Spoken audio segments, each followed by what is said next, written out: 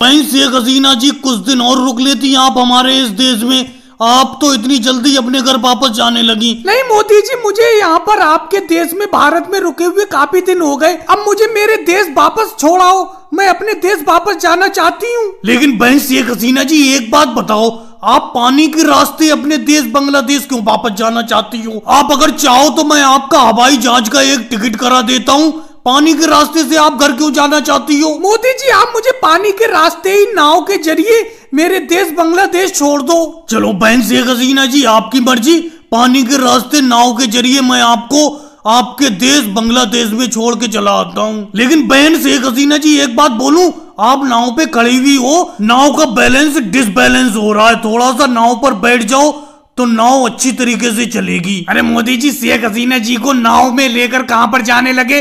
कहाँ जा रहे हो आप? शेख हसीना जी, ये झोला लेकर आप कहाँ जा रही हो? क्या घर वापस जाने लगी? हाँ राहुल, मैं अपने घर वापस जा रही हूँ। आओ तुम भी चलोगे साथ में, चलते हैं। अरे शेख हसीना जी, मुझे यहीं पे रहने दीजिए, मैं यहीं पे अपनी आराम से जिंदगी काट रहा हूँ। और आप इतनी जल्दी घर वापस क्यों जाने लगी? अरे आराम करो, यहीं पे रहो।